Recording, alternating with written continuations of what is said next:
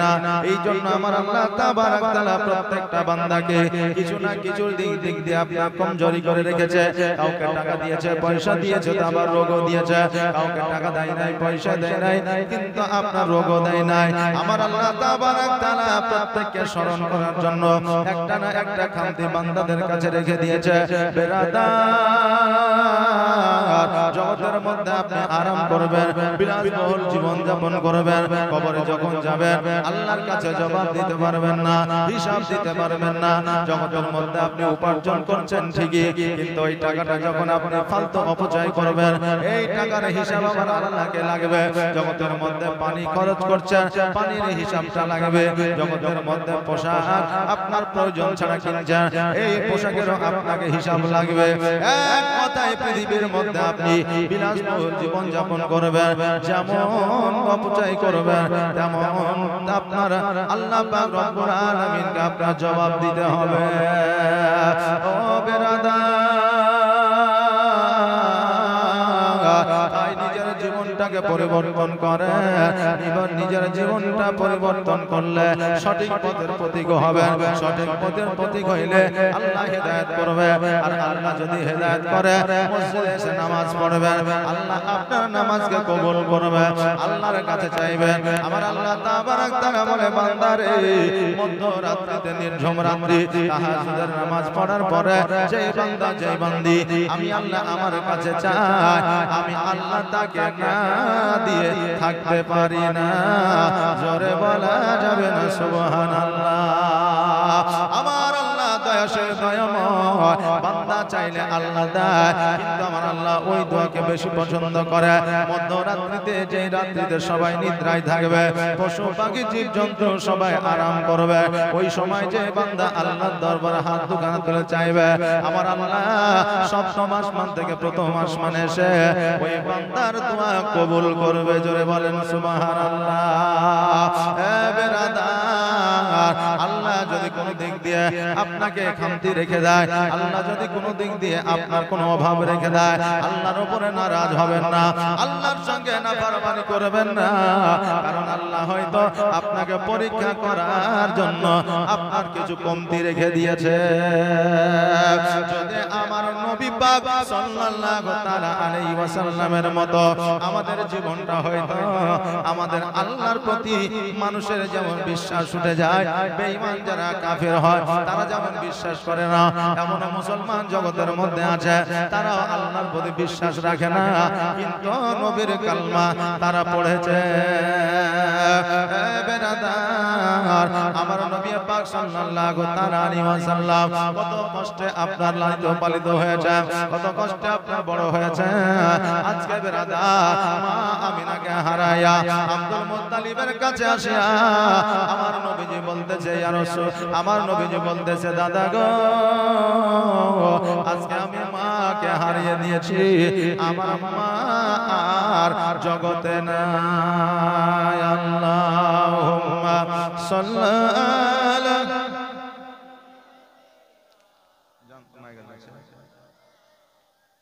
মুহাম্মাদ ওয়া আলা মাওলানা মুহাম্মাদ। যাই হোক বাবাজি ভাইরা, মৌলভী সাহেব মাইকের কথা বললো তো প্লেয়ার ঘুরে গিয়েছিল, বুঝলেন তো ভাইজান, রান করিয়েন না। এই যে আমার ছেলেটা গেল, যেটা বলছে ওটা করে দেন, কারণ এই ছেলেটা ভালো জানে মাইক সম্পর্কে, আপনিও জানেন, আপনি অভিজ্ঞ, সেট মাইক সবই ঠিক আছে, তো মেনটেন করার একটু ব্যাপার থাকে, গলায় আমার লাগছে। হ্যাঁ, তো এক কাজ করেন, ছেলেটা যেটা বলছে ওটা করে দেন, দেখেন মাইকটা ঠিক হয়ে যাবে ইনশাআল্লাহ। আরো একবার দরুদ পড়েন, আল্লাহুম্মা সাল্লি আলা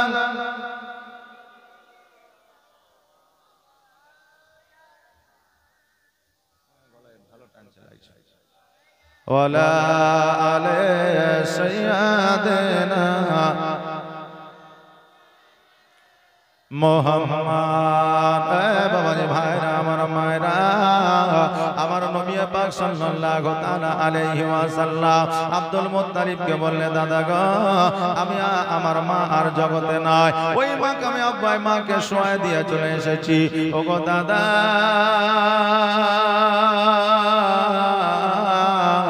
আজকে জগতের মধ্যে আমার আর কেউ নাই, আমাকে কে পরে দিবে, কে খাওয়া দিবে, আমাকে কে গোসল বানায় দিবে। দাদা গো আজকে আমি বড় ইতিম হয়ে গেলাম। আব্দুল মুত্তালিব বলে ভাই রে, আমি আব্দুল মুত্তালিব যতদিন পর্যন্ত হায়াতে আছি, আমি আব্দুল মুত্তালিব যতদিন পর্যন্ত জীবিত আছি, আমি আব্দুল মুত্তালিব যতদিন পর্যন্ত আমার প্রাণ আছে, ততদিন পর্যন্ত তোমার কোনো অসুবিধা হবে না। জোরে বলা যাবে না সুবহানাল্লাহ। এ বাবাজি ভাইরা, আমার আব্দুল মুত্তালিব বলে ভাই রে, আজকে থেকে তুমি আমার সাথে সাথে থাকবা, আজকে থেকে তুমি আমার সঙ্গে সঙ্গে থাকবা। আমি যা খাবো তুমিও তাই খাবা, আমি যেখানে যাব তুমিও সেখানে যাবা। আজকে আমার সঙ্গ তোমার জন্য প্রযোজ্য হয়ে গেল। নবী আমার আব্দুল মুত্তালিবের সঙ্গে একদিন নয়, 2 দিন নয়, 3 দিন নয়, 4 দিন নয়, 1 বছর নয়, 1.5 বছর নয়, 2 বছর পর্যন্ত আপনার চলাফেরা করলে। 2 বছর আমার নবীজি আব্দুল মুত্তালিবের সাথে ছিলেন। আব্দুল মুত্তালিব বলে ভাই শোনো রে, আমি হয়তো জগতের মধ্যে আর বেশিক্ষণ থাকবো না, জগতের মধ্যে হয়তো বেশি দিন থাকবো না। আবু তালেবকে ডাকা হলো, আমির হামজাকে ডাকা হলো, আমার নবী পাক সাল্লাল্লাহু তাআলা আলাইহি ওয়াসাল্লামের চাচাদেরকে ডাকা হলো। আর ডাকার পরে বলল বেটারে, আজকে মুহাম্মদ সাল্লাল্লাহু তাআলা আলাইহি ওয়াসাল্লামের জগতের মধ্যে আব্বা নাই, জগতের মধ্যে মা নাই। আজকে আমি আব্দুল মুত্তালিব, আমার বয়স হয়েছে, আমি হয়তো জগতের মধ্যে থাকবো না। অতএব আমি দুনিয়া থেকে যখন আড়াল হয়ে যাব, আমার পোতা মুহাম্মদের দেখাশোনা তোমরা কে করবা একবার বলো। সবাই আব্দুল মুত্তালিবকে বলল আব্বা গো, আজকে আমাদের যার মধ্যে যাকে দায়িত্বখানা দিবেন সে আমরা দায়িত্ব পালন করব। আব্দুল মুত্তালিব বলল না না না, তোমরা কে নিতে চাও মন পরিষ্কার করে দিল খোলসা করে বলো। আবু তালেব বলল আব্বা গো, আপনি যদি কিছু মনে না করেন আমার কাছে মুহাম্মদকে দিয়ে যেতে পারেন, আমি নিজের সন্তানের মতো করে মুহাম্মদকে লালন পালন করব। ও বাবা যে ভাইরা, এই বলে আমার আব্দুল মুত্তালিব রাদিয়াল্লাহু তাআলা আনহু এই জগৎ ছেড়ে পরজগৎ গমন করলে। একবার আওয়াজ দিয়ে বলা যাবে না ইন্না লিল্লাহি ওয়া ইন্না ইলাইহি রাজিউন। আমার নবী পাক সাল্লাল্লাহু তাআলা আলাইহি ওয়াসাল্লাম আবু তালেবের কাছে আপনার 2 বছর লালিত পালিত হয়েছিলেন। আব্দুল মুত্তালিবের কাছে 2 বছর লালিত পালিত হয়েছিলেন। চাচি ফাতেমার কাছে লালিত পালিত হয়েছিলেন। এবং শেষ সময়ে আমির হামজার কাছে আপনার গিয়েছিল, কিন্তু তখনও আবু তালেবের আপনার দায়িত্বে ছিল, কিন্তু আমির হামজার কাছে থাকতো। আমার নবী পাক সাল্লাল্লাহু তাআলা আলাইহি ওয়াসাল্লামের যখন বাবা 21 থেকে 22 বছর বয়স, আমির হামজার সঙ্গে বেশিরভাগই থাকতো, আমির হামজার সঙ্গে চলাফেরা করতো।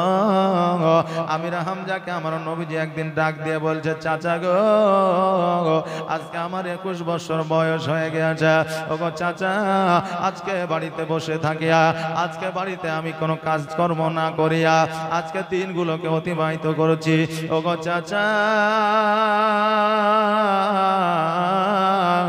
আমার জন্য যদি কিছু কাজকর্ম খুঁজে দিতেন আমি বড় উপকৃত হতাম। আমির হামজা বলে ভাতিজা, আজকে সবে মাত্র তোমার 21 বছর বয়স হয়েছে, সবে মাত্র আজকে তোমার তো এখন তোমার খেলাধুলার বয়স, তুমি কাজকর্ম কেন করবা? তোমার আব্বা নাই, তোমার মা নাই, আজকে যদি তোমাকে কাজে কর্মে লাগাইয়া দিই, আজকে মক্কাবাসীরা বলবে দেখ রে দেখ, ছেলেটার আব্বা নাই মা নাই বলিয়া আজকে অল্প বয়সে কাজে কর্মে পাঠিয়ে দিয়েছে, আজকে রাখাল বানায় দিয়েছে। আজকে মক্কা নগরের মানুষেরা হয়তো আমাকে খারাপ বলবে, আবু তালিবকে খারাপ বলবে, তোমার চাচাদের খারাপ বলবে। আমার নবীজি বললে, চাচা গো, কর্ম করলে খারাপের কিছু নাই। কারণ হইল আমি যখন 21 বছর বয়সে কাজকর্ম করব না, আমি যখন বাড়িতে ফ্রি ফ্রি খাবো, তখন আমার উম্মাতিরা বলবে, ইতিহাসের পাতা যেই দিন খুলবে তারা বলবে নবী 21 বছর বয়স পর্যন্ত কাজকর্ম করে নাই, আমরাও কাজকর্ম করব না, এই রকম চিন্তা ভাবনা নিয়ে তারা চলাফেরা করবে। তবে না না না, ওগো চাচা, আমাদের এখন বাদশাহিনী হলো খাদিজাতুল কুবরা। ওই খাদিজাকে গিয়া আমার জন্য কিছু কাজের আবদার করে, আমার খাদিজা হয়তো কিছু কাজকর্ম আমাকে দেবে। তখন খাদিজা ইসলাম ধর্ম গ্রহণ করে নাই। খাদিজা আমার নবীকে চিনত না, খাদিজা আমিরে হামজাকে চিনত না, মুসলমান কাকে বলে জানতো না, ইসলাম ধর্ম কি দিয়ে সে বুঝতো না। আজকে ওই খাদিজাতুল কুবরা রাদিয়াল্লাহু তাআলা আনহার 3টা বিবাহ হয়েছিল, আর 3টা বিবাহ করার পরে 3টা স্বামী ইন্তেকাল করেছিল, 3টা স্বামীর সম্পদ পেয়েছিল। এইদিকে খাদিজার বাপের নাম ছিল খাওয়াইলিদ, ওই খাওয়াইলিদের 3টা সম্পদ ছিল। টোটাল 3টা সম্পদ নিয়ে 6টা সম্পদের মালিকানা পেয়েছিল। আর 6টা সম্পদের মালিকানা যখন পেয়েছিল, তখন ওই খাদিজা মক্কা নগরের রানী হয়ে গিয়েছিল। জোরে বলেন সুবহানাল্লাহ। আমার নবীজি বলেন, চাচা গো, আমার জন্য খাদিজার কাছে, আমাদের রানীর কাছে কিছু কাজকর্ম আছে কিনা একবার জিজ্ঞাসা করে। যদি কাজকর্ম থাকে আমাকে ওই কাজের মধ্যে নিযুক্ত করে দেন, আমি এই বয়সে কাজকর্মে যুক্ত হয়ে যেতে চাই। আমার আমিরে হামজা বলল, ভাতিজা, আমি অবশ্যই খোঁজ নিব, আমি খবর নিব। যদি কাজকর্ম থাকে আমি তোমার জন্য নিয়ে আসব। আমিরে হামজা গোটে গোটে পায়ে খাদিজার দরবারে গিয়ে হাজির হইল। খাদিজাকে ডাক দিয়া বলো, গো আমাদের বাদশাহিনী, ও গো আমাদের রানী, ও গো আমাদের সর্দারিনী, আজকে আমার বাড়িতে একটা যুবক আমার ভাতিজা আছে, আপনার দরবারে যদি কোনো কাজকর্ম থাকে আমার ভাতিজাকে দিতে পারে, আমার ভাতিজাকে কাজকর্মে লাগাইতে চায়। খাদিজা বলল, আমিরে হামজা শোনো, আজকে বাড়িতে আমার কোনো কাজকর্ম নাই, প্রত্যেকটা কাজের জন্য সৈন্য নিযুক্ত আছে, তবে একটা কাজে রাখাল না, যেটা হলো ছাগল বকরি চড়ানো। তবে তোমার ভাতিজা একলাই পারবে না, কারণ হইল আমার যত ছাগল বকরি আছে, এতগুলো ছাগল বকরি 4টা রাখালেও সামলাতে পারতো না, এই জন্য কাজকর্ম ছেড়ে দিয়ে তারা চলে গেছে। আজকে একাই তোমার ভাতিজা দ্বারা ছাগল চড়ানো সম্ভব হবে না। আমিরে হামজা বলল, খাদিজা, আজকে যদি আমার মোহাম্মদের দ্বারা সম্ভব হতো, আমি আমার মোহাম্মদকে ছাগল চড়াইতে দিতাম না। এই বলে আমিরে হামজা বাড়ির দিকে গেল। বাড়িতে যাওয়ার পরে আমার নবীজি এসে জিজ্ঞাসা করে, চাচা গো, আমার জন্য কি কোনো কাজকর্ম পাওয়া গেছে, আমার জন্য কি কোনো কাজকর্ম দেখেছ? আমিরে হামজা বলল, ভাতিজা, খাদিজার দরবারে কোনো কাজকর্ম না, তবে একটা কাজ ছিল, যে কাজটা তোমার দ্বারা হবে না, যে কাজটা তোমাকে আমি করতে দেব না, যে কাজটা তুমি নিজেও করবে না। বলে, চাচা গো, কাজটা কি? বলে, কাজটা হলো ছাগল বকরি চড়ানো। নবী আমার বললেন, চাচা, হালালি কর্ম হলে, হালালি কাজ হলে কোনো কাজে ছোট হয় না, কোনো কাজই অসম্মানের হয় না। ওগো চাচা, আমাদের রানী বাদশাহিনীকে বলে দাও যে আমি ওই ছাগল বকরি গুলোই চড়াতে চাই। আমিরে হামজা বলতে, ভাতিজা, এটা কি বলছো? তুমি কি ছাগল বকরি চড়াতে পারবা? আর তোমাকে কি আমি ছাগল বকরি চড়াতে দেব? আমার নবীজি বললেন, চাচা, আমি অবশ্যই চড়াইতে পারবো, আর কোনো কাজই ছোট হয় না, অতএব এই কাজের মধ্যে আমাকে যুক্ত করে দেন। আমিরে হামজা বলল, আবার গিয়ে খাদিজাকে বলতে হবে। বলে, গিয়ে বলেন। চাচা আমিরে হামজা গুটি গুটি পায়ে খাদিজার বাড়িতে আসলো। খাদিজার বাড়িতে আসার পরে এবার বলল, ওই আমাদের বাদশাহিনী, ওই আমাদের রানী, আজকে যে ছাগল বকরি চড়ানো যে কাজটা আছে, ওই কাজটা আপনি আমার ভাতিজাকে দিয়ে দেন। আমার ভাতিজা ওই ছাগল বকরিগুলা চড়াইবে, এই কাজের মধ্যে যুক্ত করবে। এবার বলল,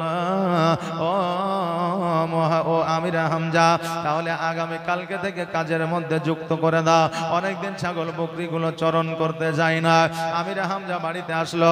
আসার পরে আমার নবীজিকে বলল, ও মুহাম্মদ, আগামী কালকে থেকে ছাগল বকরি চড়াইতে যাবা। নবী আমার খুশি হয়ে গেলে, কাজও কর্ম পেয়ে গেলে। সকাল বেলা একখানা লাঠি তৈরি করলে, আর লাঠি তৈরি করার পরে ওই আশাখানা নিয়ে যেন আমার নবীজি রাজ দরবারে গিয়ে হাজির হলে। খাদিজা বলল শোনো রে মুহাম্মদ, ও যুবক শোনো, আজকে তুমি আমার ছাগল বকরিগুলো কি চড়াইতে পারবা? বলে হ্যাঁ পারবো।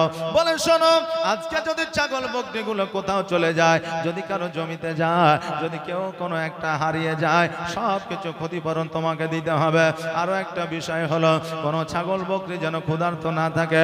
আমার নবীজি বলল ঠিক আছে, আমাদের বাদশাহিনী অবশ্যই আপনি যে দায়িত্বগুলো দিলেন, যে কথাগুলো বললেন, আমি নবী পঙ্কানুভাবে পালন করব। জোরে বলেন সুবহানাল্লাহ। আমার নবীজি সকল ছাগলগুলোকে নিয়ে যখন মাঠের মধ্যে চলে গেল, এইদিকে খাদিজা তার দাসীরাকে নিয়ে, তার বান্ধবীরাকে নিয়ে বলতেছে, দেখ রে দেখ, 21 বছরের যুবক, টুকটুকে চেহারা, নুরানি ময়নার চেহারা, আজকে ওই ছেলেটা মাঠের মধ্যে গিয়েছে ছাগল চড়ানোর জন্য। এতগুলো ছাগল কেমন করে চড়ায়? চলো চলো আমরা ছাদের উপরে গিয়ে একবার দেখব। সকল দাসীদেরকে লইয়া খাদিজা যখন ছাদের উপরে গেল, যাওয়ার পরে লক্ষ্য করে দেখছে যেন আমার নবীজি নিয়ে গিয়ে ছাগলগুলোকে ছেড়ে দিয়েছে, আর একটা বাবলা গাছের নিচে হাতের উপরে মাথা দিয়া আমার নবী চোখ দুটো বন্ধ করে যেন আরাম করেছে। জোরে বলেন সুবহানাল্লাহ। খাদিজা হতভম্ব হয়ে গেল, হায় রে, 4টা রাখাল বাগালে এতগুলো ছাগল সামলাতে পারে নাই। আজকে একজন যুবক 21 বছরে, আজকে ছাগলগুলো তো দেখা দূরের কথা, চোখটা বন্ধ করে আরাম করছে, এটা কি করে সম্ভব? ছাগলগুলো ঠিকভাবে চরণ করছে, কারো জমিতে যায় না, জায়গাতে যায় না, ফসল খায় না। আমার নবীজি মোহাম্মদকে যেন বিরক্ত করে না। এই অলৌকিক দৃশ্য খাদিজা দেখে অবাক হয়ে গেল। হঠাৎ করে দেখছে যেন আমার নবীর মুখমণ্ডলের উপরে, আমার নবীর মাথার উপরে একটা মস্ত বড় সাপ যেন ফনা তুলে আছে। এবার সঙ্গে সঙ্গে খাদিজা সৈন্যদেরকে ডাক দিল, সৈন্যরা শোনো রে, জলদি করে যাও, আর ওই দেখো আমিরে হামজা ভাতিজা মুহাম্মদের মাথার উপরে একটা সাপে ফনা তুলেছে, হয়তো এতক্ষণ দংশন করে দিল, আর যদি দংশন করে দেয় 1 সেকেন্ডের জন্য বাঁচবে না। অতএব দেরি করো না, দেরি করিও না, জলদি করে চলে যাও, আর যাওয়ার পরে ওই সাপটাকে মেরে দাও যেন নবীকে দংশন না করতে পারে। খাদিজা তখনও জানে না যে আমার নবী হলো দোনো জাহানের বাদশাহ। খাদিজা রাদিয়াল্লাহু তাআলা আনহার সৈন্যরা যেন লাঠি বম্বল নিয়ে ছুটতে ছুটতে গিয়ে নবীর কাছে হাজির হলো। নবীর কাছে যেমনই হাজির হওয়া, নবী যেন চট করে তাকায়া বলছে, কি ব্যাপার সৈন্যরা, তোমরা এই জায়গায় কেন? বলে এই জায়গায় নাকি মস্ত বড় সাপ ছিল। বলে তোমরা কি দেখেছো? বলে না। যখন দেখো নাই তোমরা বাড়ি ফিরে যাও, তোমরা রাজদরবারে ফিরে যাও, আমার কোনো ক্ষতি হবে না। বিকেল বেলায় যখন ছাগল বকরিগুলো নিয়ে খাদিজার বাড়িতে আসলো, খাদিজা লক্ষ্য করে দেখলো একটা ছাগলের যেন পেট খালি নাই, সকল ছাগল যেন পেট পূরণ হয়ে আছে, একটা ছাগলও যেন বিরক্ত করে নাই। আমার নবীজিকে ডাকিয়া বলল, যুবক শোনো রে, কি করে সম্ভব হলো? ছাগলেরা তোমাকে কেন বিরক্ত করলো না? নবী আমার বলে, ওগো বাদশাহিনী, আজকে ছাগলের যে সর্দার ছিল, আজকে ছাগলের যে নেতা ছিল, ওই ছাগলের নেতাকে আমি বলে দিয়েছিলাম, ছাগলের সর্দার শোনো রে, আজকে কোন ছাগল যেন আমার সঙ্গে বেয়াদবি না করে। ছাগলের সর্দার নেতা বলেছিল, ইয়া রাসূলুল্লাহ, আজকে আপনার সঙ্গে যদি কোনো ছাগল বেয়াদবি করে দেয়, কাল কিয়ামতের দিন জবাব দিতে পারবে না। অতএব হুজুর, আপনি নিশ্চিন্তে গিয়ে ঘুমান, কোন ছাগল কোন রকম কাজ করবে না। আহারে বাবারা, ছাগল বকরিতে আমার নবীকে চিনল। আর আজকে জগতের মধ্যে কিছু মানুষ আছে যারা মানুষ হইয়া নবী চিনল না। বাবাজি ভাইরা, আমার নবী যে পাক সাল্লাল্লাহু তাআলা আলাইহি ওয়াসাল্লাম যখন এই কথা বলল, খাদিজা বলল, মুহাম্মদ, আমি তো আরো একটা জিনিস দেখলাম। বলে কি? আমি দেখলাম তোমার আমার মাথার উপরে ফনা তুলে সাপ আছে। এবার সৈন্যদের যখন পাঠাইলাম, সৈন্যরা বলছে যে কিছুই ছিল না, তুমি নাকি তাদেরকে পাঠায় দিয়েছো, কারণটা কি? নবী আমার বললে, ও গো আমাদের বাদশাহিনী, আমি যে বাবলা গাছের নিচে শুয়েছিলাম, ওই বাবলা গাছের উপর দিয়া একটু সূর্যের আলো আমার মুখের উপরে পড়তেছিল, আর মুখের উপরে পড়তেছিল আলোটা আমার ঘুমের, আমার আরামের ব্যাঘাত ঘটবে বলে ওই সাপে দেখিয়া আর থাকতে না পারিয়া ওই সাপে ফনা তুলিয়া ওই সূর্যের আলোটাকে আড়াল করতেছিল, আমাকে দংশন করার জন্য নয়, আড়াল করেছিল আমাকে দংশন করার জন্য নয়। আমার খাদিজাতুল কুবরা রাদিয়াল্লাহু তাআলা আনহা জানতে পারলেন, বুঝতে পারলেন এই যুবক জগতের সাধারণ যুবক নয়, এই যুবকের মধ্যে অলৌকিক দৃশ্য আছে। এই জন্য আমার খাদিজা বললেন, ও যুবক মুহাম্মদ, আজকে আগামী কালকে থেকে তোমার ছাগল চড়ানো কাজ নয়, আগামী কালকে থেকে তুমি আমার সেনাপতি হিসাবে থাকবে। জোরে বলেন সুবহানাল্লাহ। নবী আমার বলে, খাদিজা আপনার আগে তো ছিল সেনাপতি, ওই সেনাপতির কি হবে? আমি সেনাপতি থাকতে চাই না, কারণ আমি একজনের হক মারতে চাই না। নবী আমার কেমন দেখেন। আর আজকে একটা মাস্টার যদি স্কুল থেকে বের হয়, জিজ্ঞাসা করবে না কেন বের হইলো, মাস্টারকে ঢুকাই দিবে। আর একটা নেতা মন্ত্রী যখন পদত্যাগ করবে, কেন পদত্যাগ করলো এটা জানবে না, পদ পেলে হবে। এখন বর্তমানে মসজিদে একজন ইমাম 2 বছর 5 বছর থাকে, তারপরে আর থাকতে পারে না, বা রাখেও না, বা সে নিজেও থাকে না। কিন্তু পরবর্তীতে ইমাম যখন ঢোকে, ওই ইমাম কিন্তু জিজ্ঞাসা করে না কেন গেল, কি বিষয়ে গেল, আপনারা তাড়াইলেন না, সে নিজে গেল, কি বিষয় বস্তু এটা কিন্তু জানতে চাই না, মনে করে আমি থাকলেই হবে, নাকি বলেন যে আমার হলেই হবে। কিন্তু আমার নবীজি দেখেন খোঁজ খবর নিচ্ছেন, ওই সেনাপতি থাকলে আমি থাকবো না, আর ওই সেনাপতিকে আমার জন্য বাদও দেওয়া যাবে না। আমার খাদিজা বলল, মুহাম্মদ আজকে তোমাকে সেনাপতি রাখবো, আর সেও সেনাপতি থাকবে, যয় টাকা বেতন পাইতো তত টাকাই পাবে, তোমাকে আমি তার মতোই বেতন দিব। ও থাকবে কাজকর্ম করার জন্য, আর তুমি শুধু থাকবে দেখাশোনা করার জন্য। জোরে বলেন সুবহানাল্লাহ। আমার দয়ার নবী, মায়ার নবী সাল্লাল্লাহু তাআলা আলাইহি ওয়াসাল্লাম বাড়িতে গেলে, বাড়িতে যাওয়ার পরে আনন্দ আহ্লাদ করে নিজের চাচাকে বলল, চাচা গো আমি একটা ভালো কাজ পেয়ে গেছি, আমার যেন উন্নত হয়ে গেছে। বলে কি ভাতিজা? বলে আমি সেনাপতির জায়গাটা পেয়ে গেছি। বলে এত তাড়াতাড়ি? বলে জানি না গো চাচা, ওই খাদিজা আমার মধ্যে কি দেখলো আর না দেখলো, আমাকে সেনাপতি বানায় নিল। খাদিজা একজন চতুর চালাক মহিলা, আজকে আমার নবীজির অলৌকিক দৃশ্য দেখিয়া আমার নবীজিকে সেনাপতি বানায়া নিল। কিন্তু খাদিজা জানতেও পারেনি, বুঝতেও পারেনি যে আমি 3টা বিবাহ করার পরেও আমি নবীর প্রেমে পাগল হয়ে যাব। বাবাজি ভাইরা, মনে কিছু নেবেন না, আজকে জগতের সাধারণ মেয়েরা আছে, প্রেম কোনটা, ভালোবাসা কোনটা, ভালো লাগা কোনটা, ফোনে কথা বলা কোনটা, এটা এখনো পর্যন্ত বোঝে না। এমন নারী পরকীয়ায় লিপ্ত হয়ে আছে, স্বামীকেও চাই, গার্লফ্রেন্ডকে বয়ফ্রেন্ডকেও চাই, বলে দুজনকেই ভালোবাসি, স্বামীকেও ছাড়ে না, যার সঙ্গে পরকীয়া করে তাকেও ছাড়ে না। কারণ এর মধ্যে ভালোবাসা আর লোক দেখানো ভালোবাসা, কথা বলা, এটার পার্থক্য এখনো বোঝে না। আসল ভালোবাসা কাকে বলে এটা মোটেও এখনো জানে না। বাবা, ভালো লাগা আলাদা, কিছু কথার মায়া আছে আলাদা, লোভ লালসা আলাদা। কেউ দেখবেন টাকার লোভে প্রেমে পড়ে, কেউ দেখবে কথার মিষ্টিতে প্রেমে পড়ে, কেউ দেখবেন তার চাল চরিত্রে প্রেমে পড়ে, কেউ দেখবেন তার সৌন্দর্য দেখে প্রেমে পড়ে, কেউ দেখবেন তার শর্মা দেওয়া, লিপস্টিক দেওয়া, টিপ দেখা দেখে মনে পড়ে। বাবাজি ভাইরা, কিন্তু এগুলো তো ভালোবাসা নয়। ভালোবাসা যদি একে অপরের হয়, সৌন্দর্য দেখে না, চেহারা দেখে না, টাকা পয়সা দেখে না, জমি জায়গা দেখে না, বাড়ি গাড়ি দেখে না, কথাবার্তা দেখে না, দেখে শুধু তার অন্তর আর তার অন্তর, এদের 2 অন্তরে মিল আছে কিনা। অন্তরের মিল যখন হয়ে যায়, কালো ধলো ফর্সা ফিটফাট এ সমস্ত কিছু দেখে না, প্রেম প্রেমী হয়। জোরে বলেন সুবহানাল্লাহ। বাবাজি ভাইরা, আমার খাদিজাতুল কুবরা রাদিয়াল্লাহু তাআলা আনহা প্রেমে পড়েছিলেন আমার নবীজি। আজকে আমরা যুবক যুবতীরা হয়তো বলবো যে আমরা প্রেমে পড়েছি, আমরা তো সুন্নাতি কাজ করেছি। বলবে কেন? বলে খাদিজা তো প্রেম করেছিল। জোরে বলেন নাউজুবিল্লাহ। কারণ তাদের প্রেম আর আমাদের প্রেমের মধ্যে পার্থক্য আছে। আমাদের প্রেম তখনই হয় যখন যুবক আর যুবতী পার্কে যায়।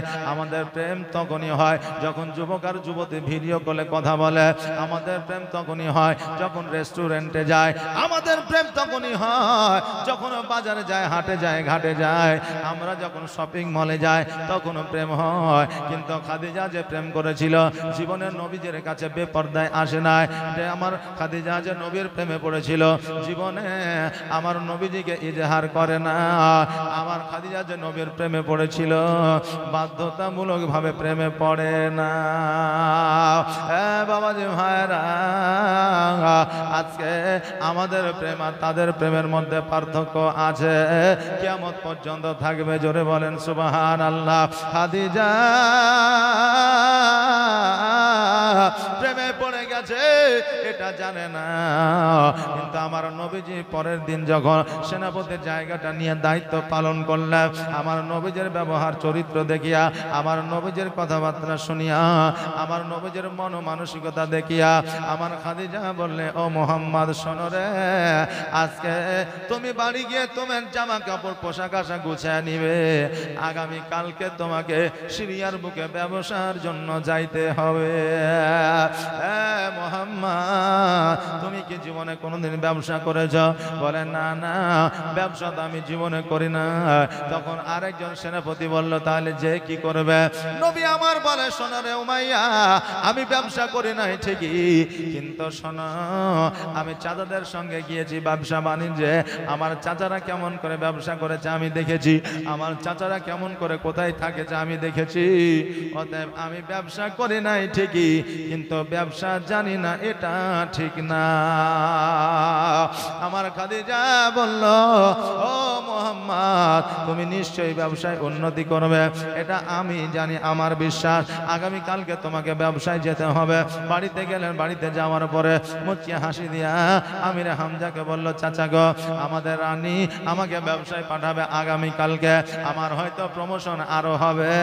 আমার চাচা আমির হামজা বলল, মোহাম্মদ, আজকে তোমার আব্বা যদি বেঁচে থাকতো, আজকে যদি তোমার মা বেঁচে থাকতো, আজকে কোনোদিন তোমাকে বাইরে ব্যবসার জন্য যাইতে দিত না।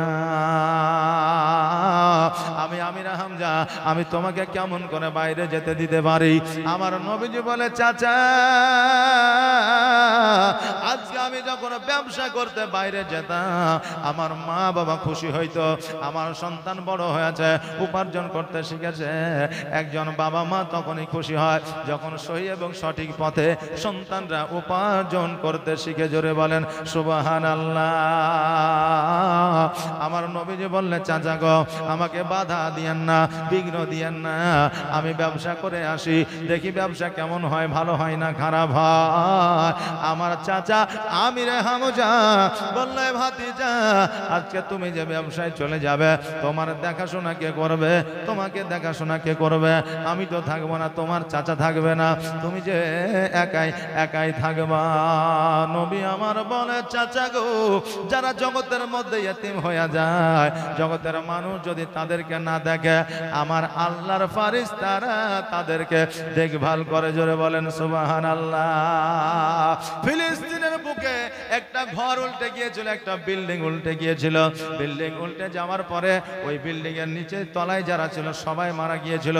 একটা মাত্র 6 মাসের বাচ্চা, একদিন নয়, 2 দিন না, 7 দিন পর্যন্ত আপনার ওই সমস্ত পাথর কাকরের তলাতে ছিল, কিন্তু একটু কিঞ্চিত পরিমাণ কোনো ক্ষয়ক্ষতি হয় নাই। জোরে বলেন সুবহানাল্লাহ।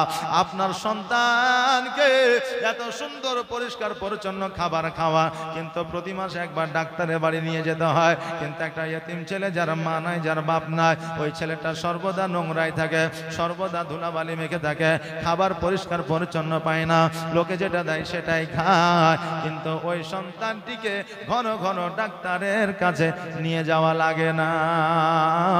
এই জন্য আমার আল্লাহ তাবারাক তাআলা আল্লাহর ফেরেশতাদের দিয়ে এতিম বাচ্চাদের দেখাশোনা করা। আমার নবীজি বললে, চাচা গো, ফেরেশতারা এতিম বাচ্চাদের দেখাশোনা করে, যেহেতু আমি নবী, আমার আব্বা নাই, মা নাই, অতএব আমার দেখাশোনা, আমার যত বাধা বিপদ আপদ সব কিছু আল্লাহর ফেরেশতারা দেখবে। জোরে বলেন সুবহানাল্লাহ। রাস্তার ধারে এতিম বাচ্চা, রাস্তার ধারে এতিম বাচ্চা কেন বসে কান্দে রে, আরশের পায়া হিলে রে। রাস্তার ধারে এতিম বাচ্চা কেন বসে কান্দে রে, আরশের পায়া হিলে রে। আরে এতিম বাচ্চা বসে বসে কেন আজ কান্দিয়া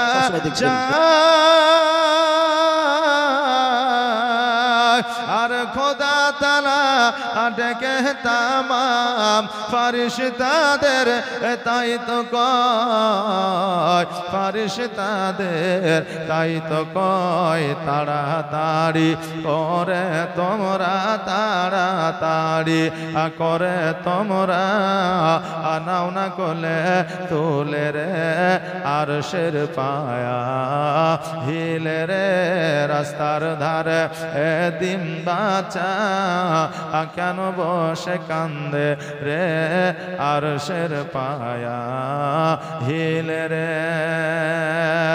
আর রাত পোহালো, দিন ফুরালো, আর তো সময় না,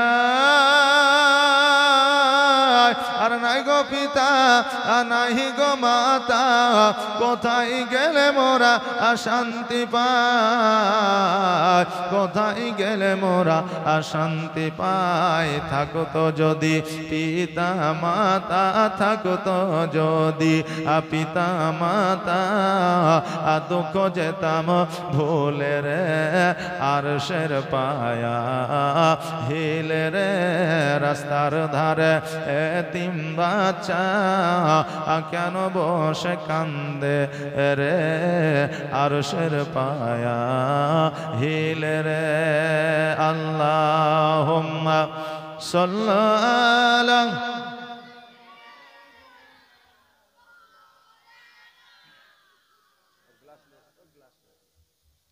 ওয়া আলা আলি সাইয়্যিদিনা মুহাম্মদ। আমার নবীজি যখন চাচাকে বুঝায় বললে, আমার চাচা আমির হামজা বলল, ভাতিজা তুমি যখন যেতে চাও যাও, আমি বাধা দেব না, কিন্তু বাবার সর্বদা নিজের শরীরে খেয়াল রাখিও, সর্বদা তুমি নিজেকে আপদ বিপদ থেকে তুমি বাঁচিয়ে রাখিও। আমার নবীজি বললেন, চাচা গো, আপনি চিন্তা করিয়েন না, চিন্তা করিয়েন না, আমি নবী, আমার কোনো ক্ষতি হবে না।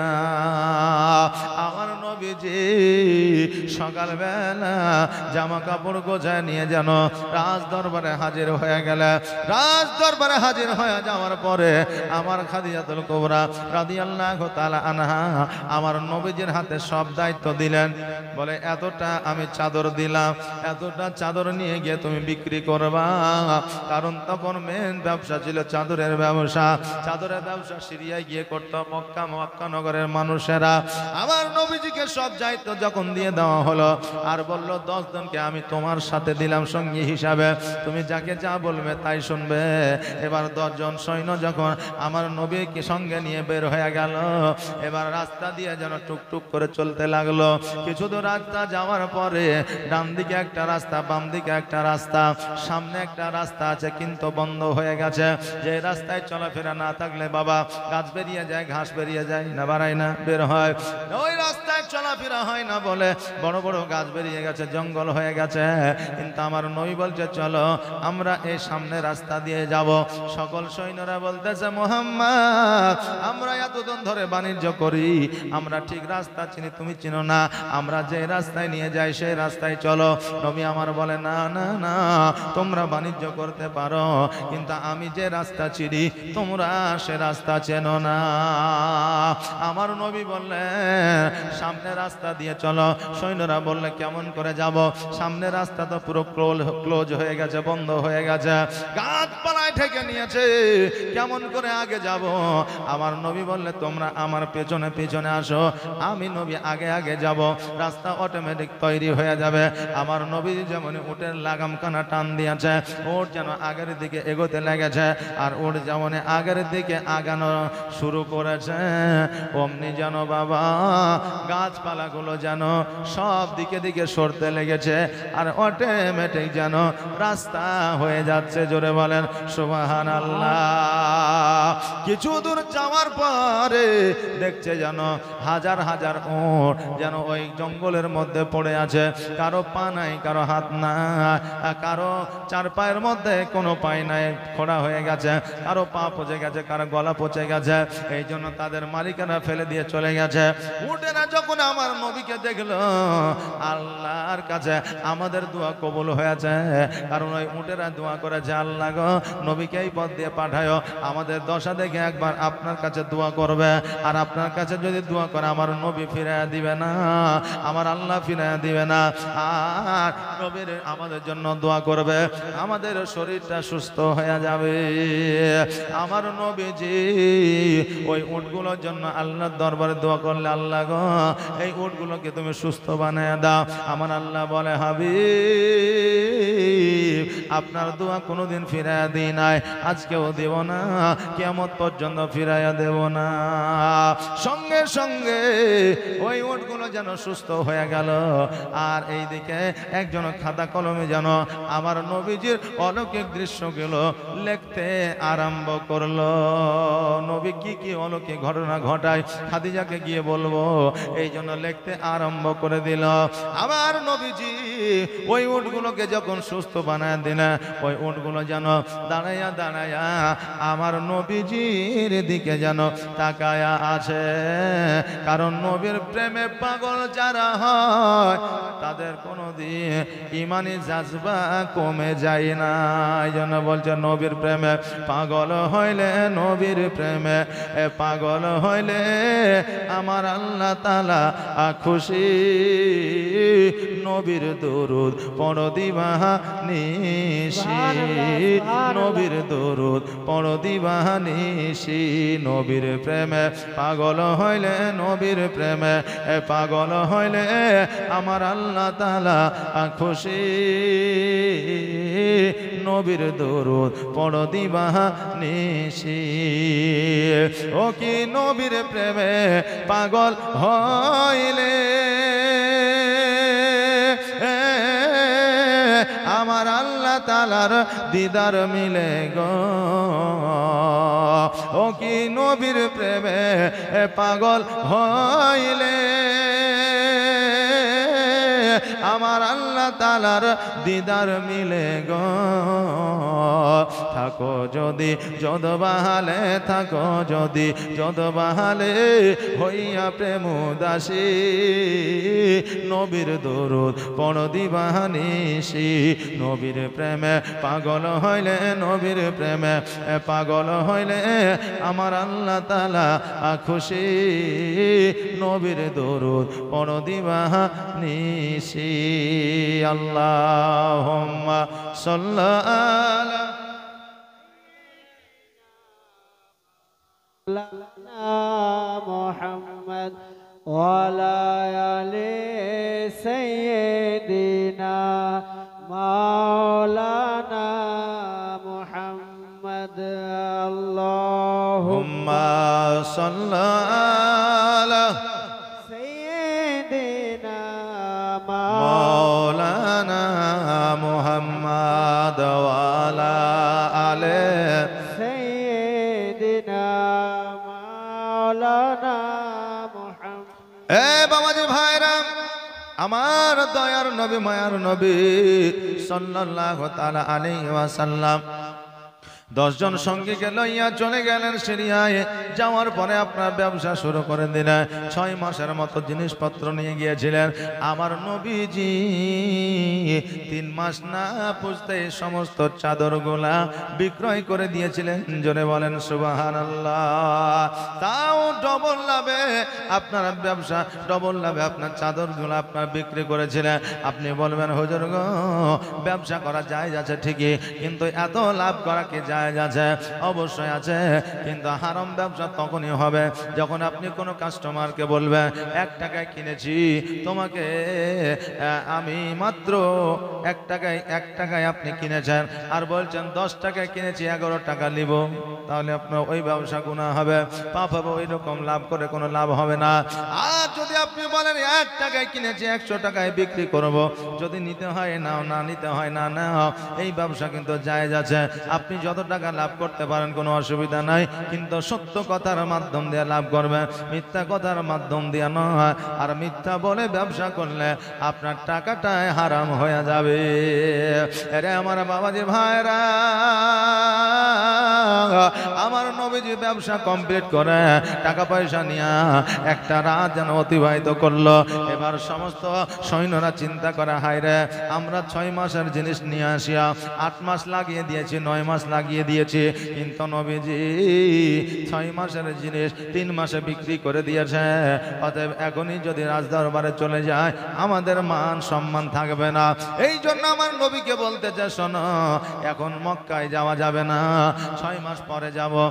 এখন যদি চলে যায় খাদিজা হয়তো আবার জিনিসপত্র দিয়ে পাঠাবে, নইলে রাস্তাঘাটে আমাদের কাছ থেকে টাকা ছিনতাই হয়ে যাবে। অতএব আমরা 6 মাস পরে যাব, আরো লোক যাবে, আমরা তাদের সাথে যাব, আমাদের টাকা পয়সাগুলো চিন্তায় হবে না। নবী আমার বলে, শোনো রে, টাকা পয়সা চিন্তায় হবে না, এটা আমার দায়িত্ব। জিনিসপত্র দিয়ে পাঠালে আবার আসবো, তাদের সমস্যা কি আছে? আমার নবীজি সকলকে লইয়া চলে আসছে। এই দেখে খাদিজা দাসীদেরকে ডাক দিয়ে বলতেছে, দাসীরা দেখ রে দেখ, মোহাম্মদ ব্যবসা কমপ্লিট করে বাড়ির দিকে আসতেছে। দাসীরা মিচকে হাসি দিয়ে বলছে, খাদিজা তুমি কি পাগল হয়ে গেছো? 6 মাসের জিনিসপত্র নিয়ে গেছে বিক্রি করার জন্য। অন্যান্যরা যারা ব্যবসা করে অভ্যাস আছে তারাই নিয়ে গিয়ে 9 মাসের জিনিসপত্র বিক্রি করে, আর আজকে মোহাম্মদ নতুন গেছে, এত তাড়াতাড়ি কি করে আসবে? খাদিজা বলতেছে, আমার মন বলছে আসছে, আমি বুঝতে পারছি নবী আসছে। বলে ঠিক আছে, চলো ছাদের উপরে গিয়ে দেখি।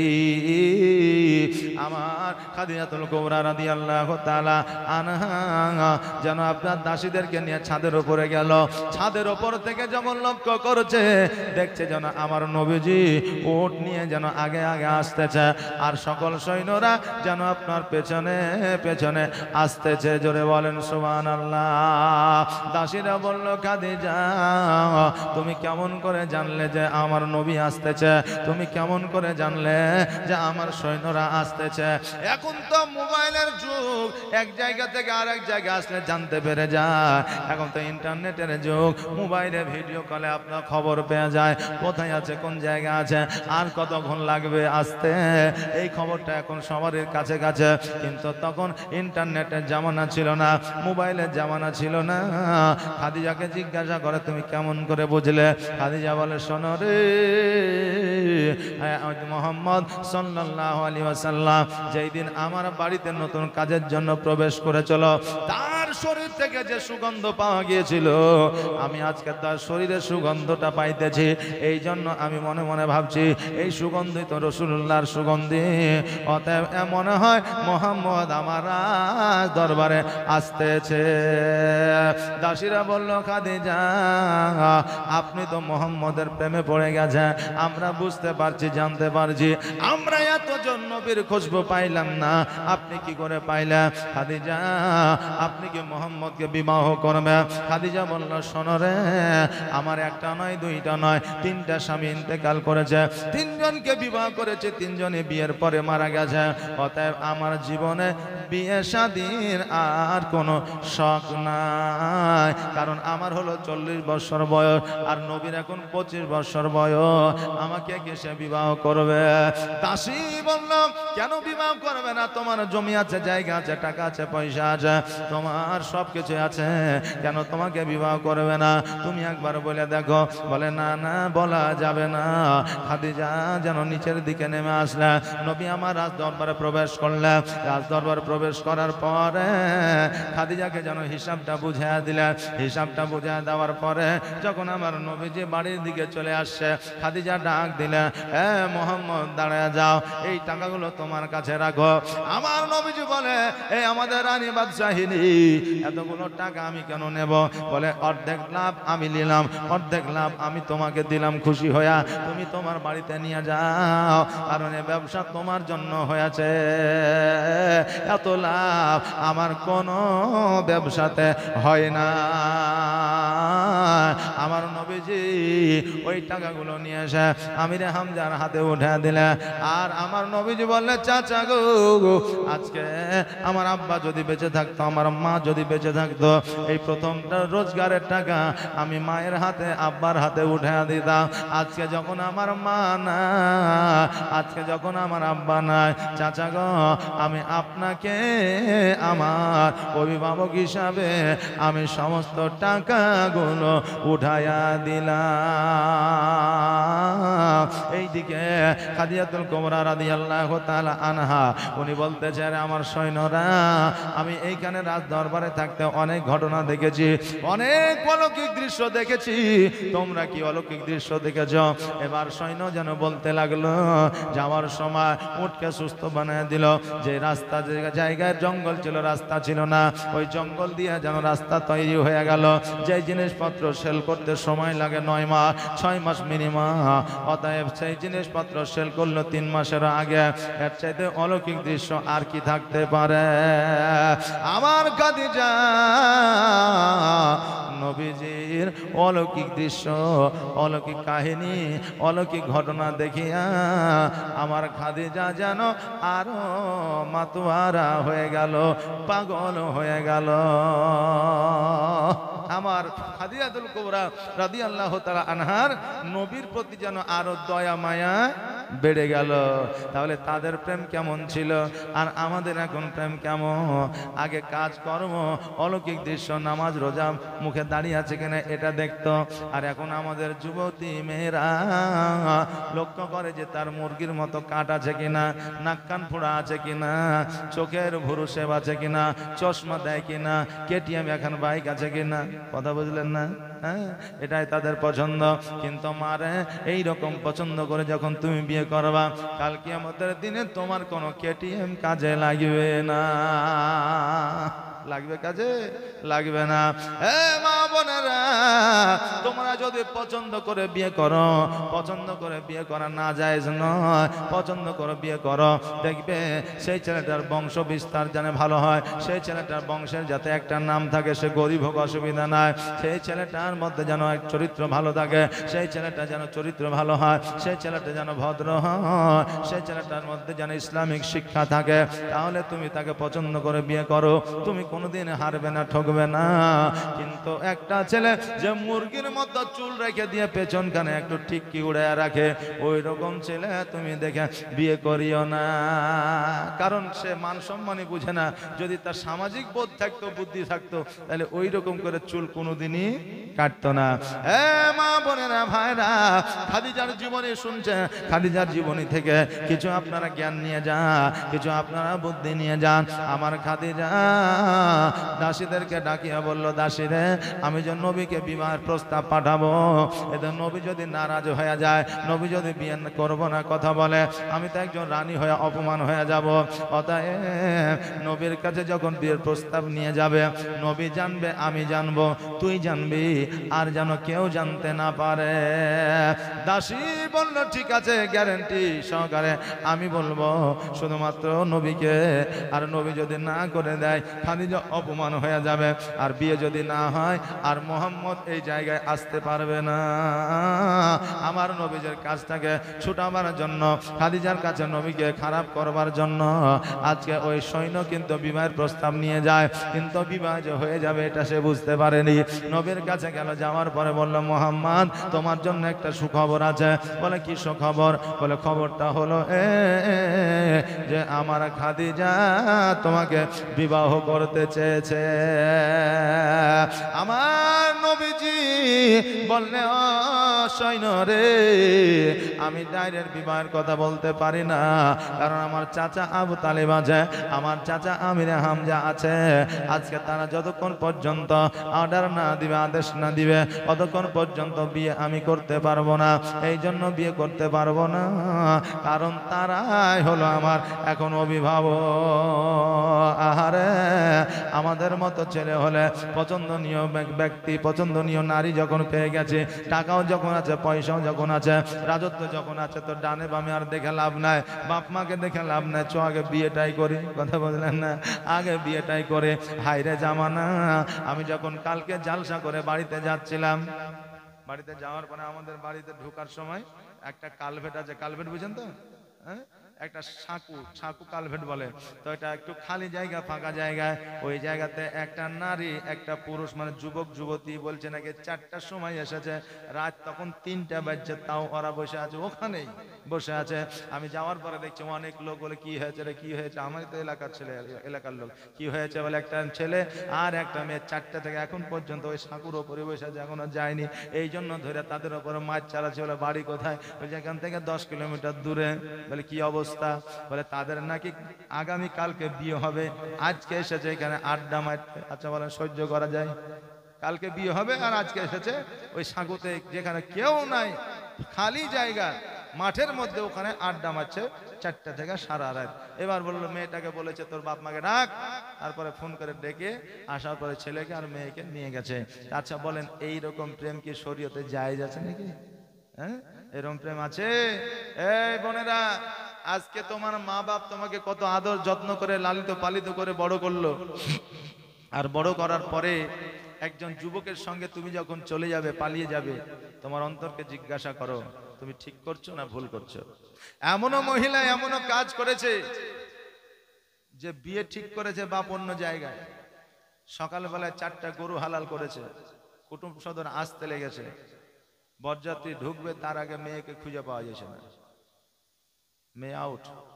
ফোন করছে কোথায়? না আমি পলাশিতে। কি করছি? বলে আমি যে পছন্দ করি তাকে বিয়ে করে নিয়েছি। শেষ পর্যন্ত বাপ মার মাথা তো হেড মানে ছোট হলোই, পরবর্তীতে ওই দুলহা অর্থাৎ বরকে আপনার জরিমানা দিতে হলো, মানে ও যা খরচা করেছে। তারপরে আপনার এই 4টা গরু হালালের মাংস সব 200 টাকা কেজি, সেখানে 50 টাকা কেজি বিক্রি করতে হলো, প্যান্ডেলওয়ালাকে টাকা দিতে হলো, সব কিছু করতে হলো, এদিকে ক্ষতিপূরণও করতে হলো, নিজের মান সম্মান গেল।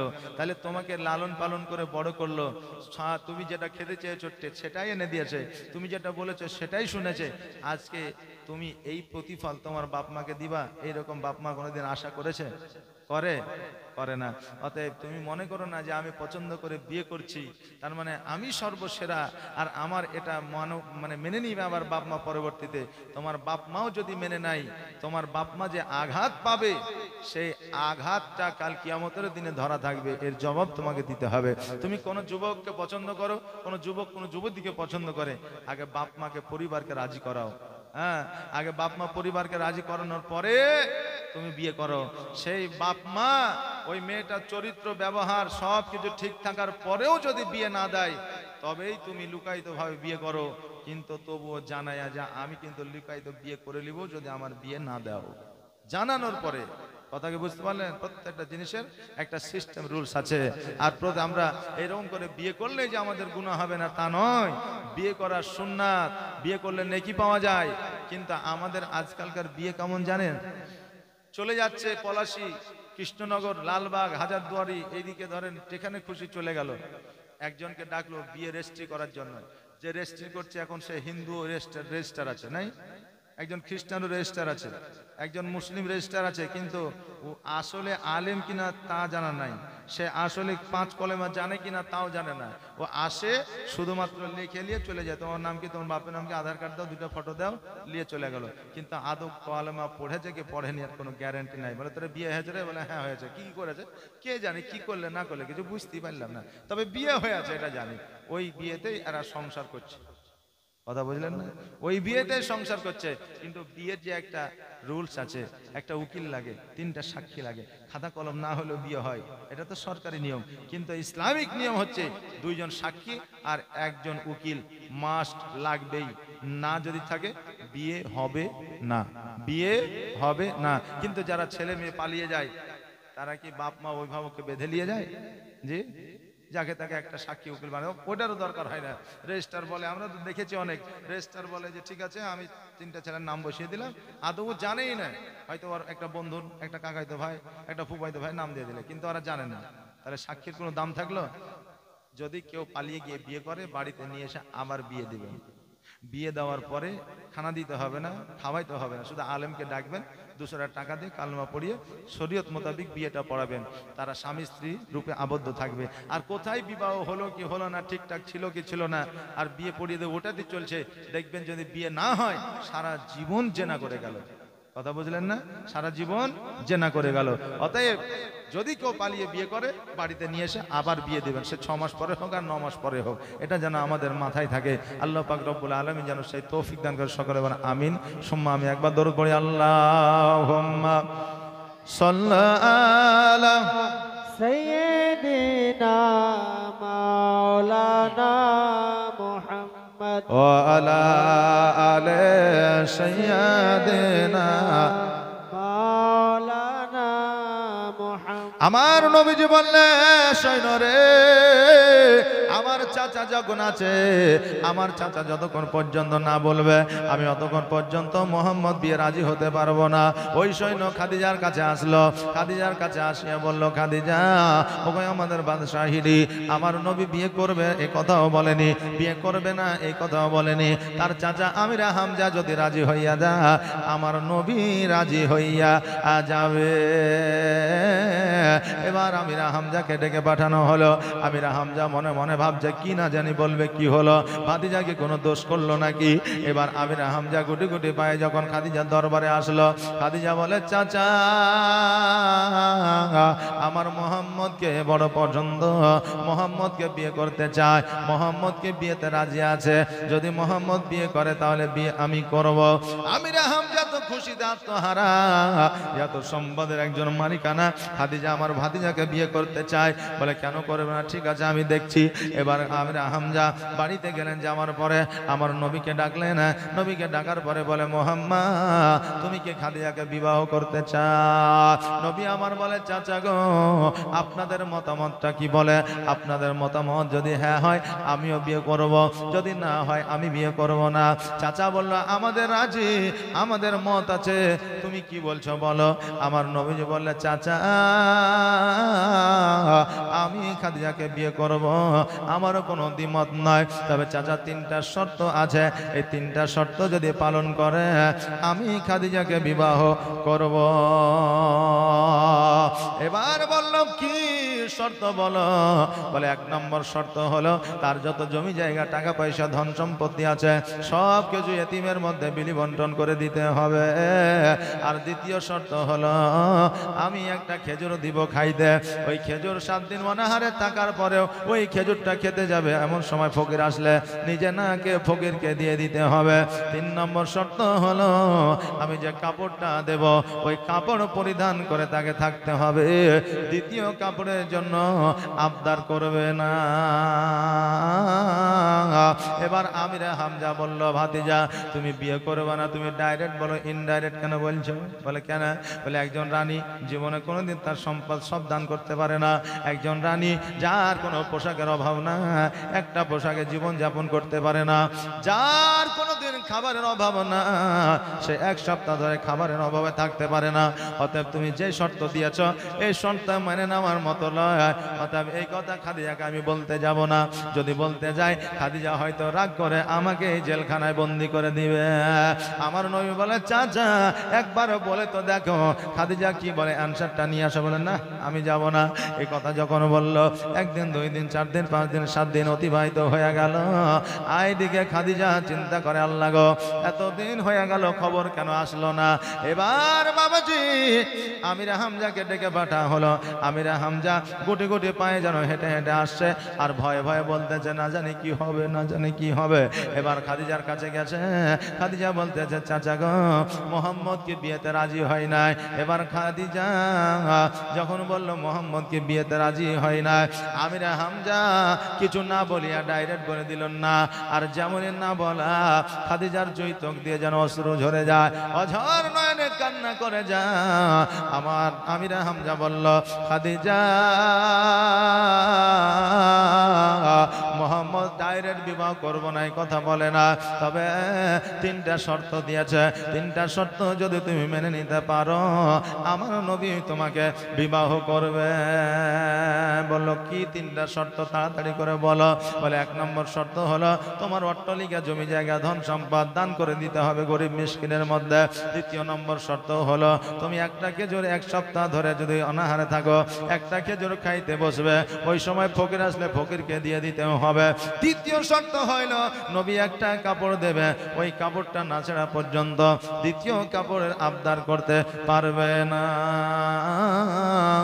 সঙ্গে সঙ্গে খাদিজা মিচকে হাসি দিয়ে বলল চাচা গো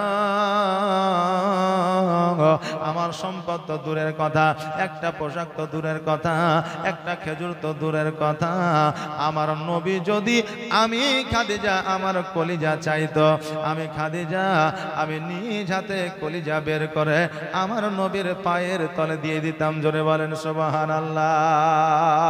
আল্লাহর নবী নূরের নবী গো আপনি নবী আমার আজীবনের জীবন। আল্লাহর নবী প্রাণের নবী গো আপনি নবী আমার আজীবনের জীবন। আপনি আমার জীবন সাথী অন্ধকার কবরের বাতি, আপনি আমার জীবন সাথী অন্ধকার কবরের বাতি, আপনি নবী আমার নির্জনের একজন। আল্লাহর নবী নূরের নবী গো আপনি নবী আমার আজীবনের জীবন। আর দেখে আপনার মজেজা ভাগবতী হয় খাদিজা, দেখে আপনার মজেজা ভাগবতী হয় খাদিজা, সপে দিল নবী আজীবন আর মরণ। আল্লাহর নবী নূরের নবী গো আপনি নবী আমার আজীবনের জীবন। আপনি আমার জীবন সাথী অন্ধকার কবরের বাতি, আপনি নবী আমার নির্জনের একজন। আল্লাহর নবী নূরের নবী গো আপনি নবী আমার আজীবনের জীবন। আল্লাহুম্মা সাল্লি সাইয়্যিদিনা মাওলানা মুহাম্মদ ওয়া আলা আলি সাইয়্যিদিনা মাওলানা মুহাম্মদ। আমার বাবাজি ভাইরা গো আমার খাদিজা বললে চাচা আমি বিবাহে রাজি, আমার নবী যেটা বলবে সেটাই আমি রাজি, আমার নবী যতটা শর্ত দিবে ততটা শর্তে রাজি। এই ও কেন করছিস তোরা? হ্যাঁ, এদের গ্যাংটাকে টোটালি আউট করে দিতে হবে, মানে এদের পুরো গ্যাংটাই হচ্ছে এক, কথা বুঝতে পারলেন না? হ্যাঁ, কটা আছে? 2 4 6, 6টাতে 1 ডজন হয় না, 12টাতে যে, হ্যাঁ 12টায় হাফ ডজন আছে, আর 4টা হলে 1 ডজন হয়ে যেত।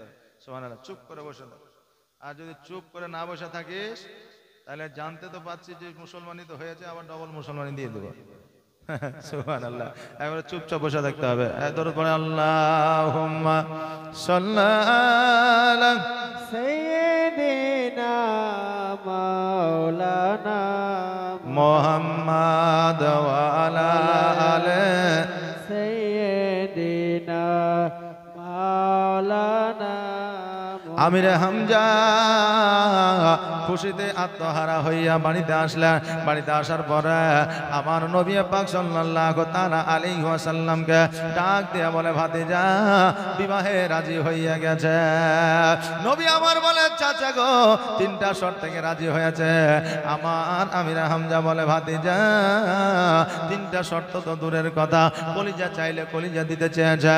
ওগো ভাতিজা তুমি যে শর্ত দিবা সে শর্ত খাদিজা মেনে নিবে, কারণ ভালোবাসার মানুষ যাই বলে তাই শুনতে ভালো লাগে। না লাগে না বাবা? লাগে না? যে কথা, যার কথা মিষ্টি, যে কথাই বলুক না ভালো লাগবে। কিন্তু যাদের সুগার হয়েছে বাবা, তাদের মিষ্টি কথাও নাই, মিষ্টি কিছুই নাই, তবুও সুগার।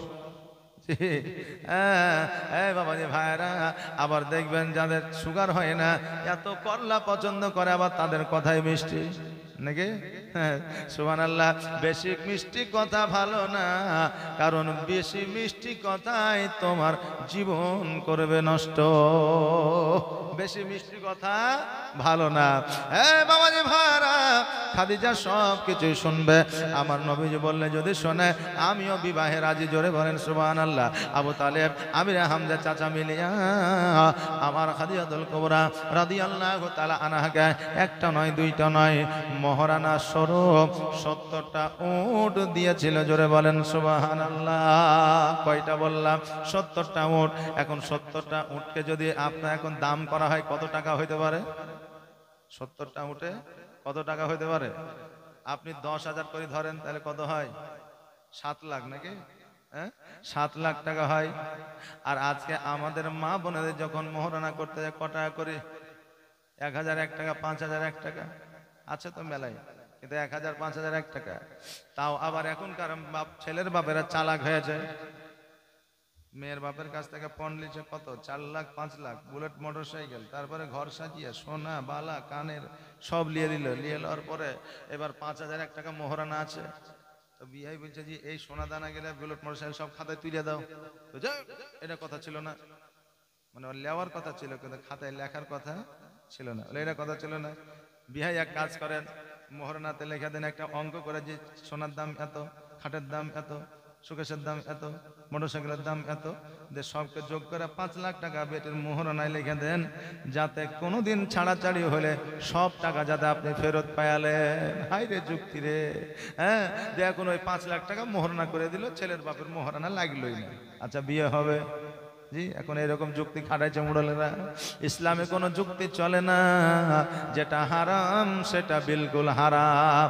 আমরা মানুষ কত ইন্টারেস্টেড হারামের দিকে দেখে, বিয়ে যখন ঠিক করতে যায় আগে পণটার ব্যবস্থা করি, মানে এটা হারাম কাজ, মোহরানাটা হালাল, এটা পরে ব্যবস্থা করি। আমরা যখন কারো কাছ থেকে টাকা নিতে যাই ইন্টারেস্টেড টাকাটার কথা আগে হয়, আর টাকাটার পরে যেটা মেন টাকা মূল টাকা সেটার টাকা পরে হয়। বাবারে আমরা এখন প্রত্যেকে অনেকে 100-র মধ্যে 98টা মানুষ হারামের দিকে আগিয়ে আছি। জানলে শুধু হারাম নয়, না জানলেও হারাম খাই আমরা। কারণ আমার দয়ার নবী মায়ের নবী সাল্লাল্লাহু তাআলা আলাইহি ওয়াসাল্লাম বেনামাজের বাড়িতে, সুদখোরের বাড়িতে, ঘুষখোরের বাড়িতে খাবার পর্যন্ত খেতে বারণ করেছে। কিন্তু আমরা যদি এখন না খাই আমাদের কোনো কাম হবে না। কথা বুঝলেন না? কারণ আমরা ইমাম, আমরা মাওলানা এখন সুদখোরের বাড়িতেও খাইতে হয়েছে, ঘুষখোরের বাড়িতেও খাইতে হয়েছে, এখন জালসা হয়েছে, জুলুস হয়েছে, মানুষ কেন পরিবর্তন হয় না? ভালো করে রেকর্ড করেলেন, এই জালসায় মানুষ কেন পরিবর্তন হয় না একটু শুনেলেন। হঠাৎ করে ফোন করছে, আসসালামু আলাইকুম হুজুর। হ্যাঁ ওয়ালাইকুম সালাম। হুজুর আমি অমুক জায়গা থেকে বলছি, একটু দাওয়াতটা নেন। তো কত টাকা দিতে হবে? তো এত টাকা দেন। হুজুর গরিব এলাকা, গরিব মানুষ, 5,000 টাকা লিয়েন। তো ঠিক আছে, শুধু টাকা দিয়ে করতে হবে জালসা, ওটা তো নয়, কিছু জায়গায় এমনিও যেতে হবে। ঠিক আছে যাব। নিয়ে নিলাম দাওয়াত, অ্যাডভান্স বলে হবে না, জালসা 5,000 টাকার অ্যাডভান্স কি নেবেন? ঠিক আছে তাই হলো। পরবর্তীতে আমাকে হোয়াটসঅ্যাপে হ্যান্ডবিল পাঠাচ্ছে, হ্যান্ডবিলে লেখা আছে কলকাতার 35,000 টাকা নিবে। জালসার টোটালি খরচা হয়েছে 2 থেকে 3 লাখ টাকা। বলে এত বড় মৌলবি তুমি দেখাচ্ছ 30-35,000 টাকা খরচা করে, আমার বেলাতে গরিব, হ্যাঁ এরকম এলাকা ভিত্তিক যে আলেম ওলামা থাকে তাদেরকে ঠগায়। জি, মসজিদে 7 দিন ধরে জীবনী হয়, আপনাদের দিকে হয়তো দেয়, 7 দিন ধরে জীবনী হয়, ইমাম সাহেবকে পরিপূর্ণভাবে পরিশ্রম করতে হয়, মাগরিব থেকে নিয়ে রাত 10টা পর্যন্ত। এক কথায় বাইরের বক্তা যতক্ষণ না যাবে তখন ওই ইমামের হাতে কথা, 500 টাকা রাখেন মৌলভী সাহেব, দেখলেন তো জালসা তো কালেকশন হয়নি। জি বলে, আচ্ছা বলেন, পরিশ্রম তো বইও দিল। হ্যাঁ, তাহলে আমাদের জীবনে পরিবর্তন কি করে হবে? আমরা আলেম ওলামাকে সম্মান করি না, আমরা বড়দের শ্রদ্ধা করি না, হাজী সাহেবকে সম্মান করি না, আমাদের জীবনে পরিবর্তন কি করে হবে? কি কথা ঠিক কিনা? আমাকে পুরুলিয়া থেকে ফোন করছে, বলছে হুজুর 40 করবো একটা, তো মিলাদে ক টাকা নেবেন? তো মিলাদের ক টাকা নিবো, দিও 8,000 টাকা, হয়তো আমার 5,000 টাকা খরচা হবে, 3,000 টাকা থাকবে। তাহলে ঠিক আছে আসেন। আমি আপনার ধুলিয়া কি বলে আসানসোল পর্যন্ত চলে গেছে, যাওয়ার পরে বুঝলেন উর্দুতে হ্যান্ডবিল করে পাঠাচ্ছে যে বিরাট বড় জালসা। কথা বুঝলেন না? আসানসোল এসেছি, তারপরে হ্যান্ডবিল দিয়েছে যে এই নামটা, আমাকে এই নামটা জিজ্ঞাসা করুন, তাইলে চলে আসবেন আমার জায়গাতে। বিরাট বড় জালসা, বাইরের আপনার আশাদ ইকবাল পর্যন্ত শায়ের আছে, মানে সব উর্দু, আমি একমাত্র বাঙালি। আমি সঙ্গে সঙ্গে বর্ধমানের ট্রেন ধরে আবার বাড়ি চলে আসলাম। কথা বুঝলেন না? তো মানুষ যদি চালাকি করে জালসা করে, ওই জালসা পরিবর্তন হবে? হ্যাঁ, হঠাৎ করে নদীর ওই পার থেকে, জায়গার নাম বলবো না, ফোন করছে যে হুজুর দাওয়াতটা নিতে হবে। বলে ঠিক আছে, কে কে থাকবে? বলে বাংলাদেশের একটা বক্তা থাকবে আর আপনি থাকবেন, আপনি 2 দিনে থাকবেন। ঠিক আছে। 3 দিন আগে আমাকে ডেটটা ক্যান্সেল করাচ্ছে, মানে অ্যাডভান্সও দেয়নি, 3 দিন আগে ডেটটা ক্যান্সেল করাচ্ছে। 3 দিন আগে ডেটটা ক্যান্সেল করার পরে বলছে বাংলাদেশের বক্তা ডেট ক্যান্সেল করেছে, তার জন্য আপনাকে ক্যান্সেল করা হলো। এই ডেটে যদি ডেট থাকে তাহলে ডেট দেন। বললাম ওই ডেটটা নাই, তাহলে এই 3 দিন ডেটটা আমার খালি হয়ে গেল, তাই না? এবার কিন্তু আমাকে দাওয়াত করেছে যে এবার কিন্তু আপনাকে আসতেই হবে। আমি বললাম যাব। বাংলাদেশের বক্তার ডেট ঠিক আছে তো? বলে হ্যাঁ ঠিক আছে। আমি কিন্তু আর যাইনি, আমার খারাপই বলে না ভালো বলে, আমার ওই 3 দিন লস করেছে। এবারও আমাকে ফোন করে বলছে আমাদের জালসা বিরাট লস হয়ে গেল। কার জন্য? বলে আপনার জন্য। বলে আমার জন্য কেন লস হবে? আমার তো ডেট কামাই করা হলো, আমাকে তো বললে যে আপনার ডেটটা পাল্টান, বাংলাদেশের বক্তালি আপনারা জালসা করবেন, তো লাভ তো হবে ওর জন্য, তাহলে ও তো আসলো, তাহলে জালসার কি করে ক্ষতি হলো? কথা বুঝলেন না? শুধু আমরা কমিটি মৌলবীকে ডাকলাম, আসলো না বলে শুধু মৌলবীরই দোষ তা না, কমিটিরও কিছু দোষ থাকে, কথাবার্তা বলতে ভুল থাকে। কথা বুঝতে পারলেন? এই জন্য আলেম থেকে দোষাবেন না, আর মৌলবীরাই দোষে কথা বলবেন না, কারণ মৌলবী মানেই হচ্ছে এক বচন, আর মৌলানারা মানে বহু বচন। আলেম কে ছিল? আমার হযরত আলী ছিল। আলেম কে ছিল? উমার ছিল। আলেম কি ছিল? আবু বকর সিদ্দিক ছিল। আলেম কে ছিল? হোসেন ছিল। আলেম কে ছিল? হযরত আলী ছিল। তো এই আলিমরাই খারাপ যখন বলবেন, সকলকে একত্রিত করা হবে, আর যখনই সকলে একত্রিত হয়ে যাবে আপনার ঈমান বরবাদ হয়ে যাবে। কথা কি বুঝতে পারলেন? এই জন্য জবানটা ঠিক রাখবেন। পরিবর্তন তখনই হবে যখন আমাদের হারামের দিকে চাহিদা কমবে। পরিবর্তন তখনই থাকবে যখন আমরা একজন ইমামকে সম্মান করতে পারবো। পরিবর্তন তখনই থাকবে যখন আমরা গুরুজনকে সম্মান দিতে পারবো। পরিবর্তন তখনই হবে যখন আমরা হাজী সাহেবকে সম্মান দিতে পারবো। বাবা, আমাদের পরিবর্তন অতক্ষণ পর্যন্ত আসবে না যতক্ষণ পর্যন্ত আমাদের জীবনকে পরিবর্তন না করবো। কি করে করবেন? এখন আগেকার আলেমরা যদি বলতে হয় বাবা বিড়ি খাস না, যদিও খাইতো তো লুকিয়ে খাইতো, যে মৌলবী মানা করে তার সামনে খাওয়া যাবে না। আর এখন মৌলবী সাহেব যদি বলে বিড়ি খাস না, বিড়ি কেন খাবো না? আমি তো এই বয়সে বিড়ি খাচ্ছি, এই বয়সে কতজনা বিড়ি ছেলে পার্কে যাচ্ছে। জি, আমি তো শুধু বিড়ি খাচ্ছি, মৌলবী সাহেবকে বলছে। আচ্ছা বলেন পরিবর্তন কি করে আসবে? কেউ কাউকে যদি ভয় না করে সমাজ চলবে? সমাজের মানুষকে যদি ভয় না করে তাহলে সমাজে কি বিচার ব্যবস্থা করবে বলেন? তাহলে আমাদের শ্রদ্ধা করতে হবে, ভয় করতে হবে, তবেই একটা সমাজের একটা মানুষের পরিবর্তন আসবে, নচেত আসবে না। একটা মোড়ল যতই খারাপ হোক, একটা মোড়ল যাই হোক না কেন, যতদিন মোড়ল থাকবে, মোড়ল বোঝেন তো? সর্দার, যতদিন থাকবে ততদিন তাকে মোড়লের মতো সম্মান দিতে হবে, তাকে ভয় করতে হবে। যদি আপনার পছন্দ না হয়, মোড়ল মদ খায়, গাঁজা খায়, চুরি করে, সুদ খায়, আপনি চেঞ্জ করে দেন, অন্য কাউকে মোড়ল মানুন, কিন্তু মোড়লের যে সম্মান তাকে সেই সম্মানের জায়গাতেই রাখবেন। আপনার পছন্দ নাই, চেঞ্জ করে দেন, অন্যজনকে মোড়ল বানান, কিন্তু ওই মোড়লকে দেখে ভয় করবেন, শ্রদ্ধা করবেন, সম্মান দিবেন। দেখবেন আপনার দেশের সমাজ ব্যবস্থা সুরক্ষিত থাকবে, ভালো থাকবে। দেশের ছেলেরা মদখোর, গাঁজাখোর হবে না। সমাজ ব্যবস্থা যদি ঠিক থাকে, কথা ঠিক বলছি না ভুল বলছি? অতএব মোড়লকে আপনি সম্মান দিবেন। এটাই হচ্ছে আমার তরফ থেকে একটা অনুরোধ এবং একটা আবেদন। আল্লাহ যেন সকলকে তৌফিক ইনায়াত করেন। সকলে বলেন আমিন সুম্মা আমিন।